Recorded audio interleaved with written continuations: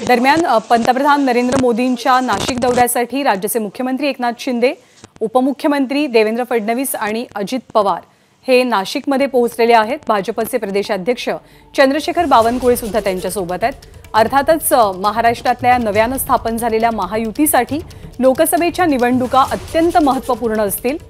पहिल्यांदाच हे तीन पक्ष एकत्रितपणे निवडणुकीला सामोरे जाणार आहेत। त्या दृष्टिकोनातून आजचा मोदींचा दौरा सुद्धा प्रचंड महत्त्वाचा मानला जातोय। या तिघांपैकी कुणीही प्रतिक्रिया दिलेली नाही। पंतप्रधान मोदींचं स्वागत करण्यासाठी आणि दौऱ्याला हजेरी लावण्यासाठी राज्याचे मुख्यमंत्री आणि दोनही उपमुख्यमंत्री नाशिकमध्ये पोहोचलेले आहेत। नितीन ओझा आपल्याला माहिती देतात। नितीन, निश्चितच काही क्षणापूर्वी या ठिकाणी राज्याचे मुख्यमंत्री आणि दोन्ही उपमुख्यमंत्री नाशिक शहरात दाखल झालेले आहेत। कॉर्नी रेसिडेन्सी आहे या ठिकाणी आता ते पोहोचलेत आणि काही वेळाने ते या ठिकाणाहून हेलिपॅडकडे जातात। ज्ञानदा,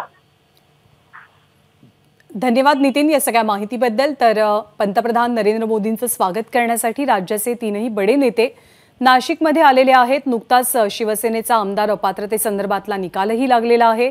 त्या निकालानंतर पंतप्रधान मोदींचा होणारा हा दौरा लोकसभा निवडणुकीच्या पार्श्वभूमीवर होतोय। अनेक विकास कामांचं उद्घाटन, विकास कामांची खैरात या दौऱ्यादरम्यान केली जाणार आहे। राष्ट्रीय युवा महोत्सवाचं उद्घाटन पंतप्रधान नरेंद्र मोदींच्या हस्ते होईल। देशातल्या युवा शक्तीला या व्यासपीठावरनं आज मोदी कोणता संदेश देतात हे पाहावं लागेल।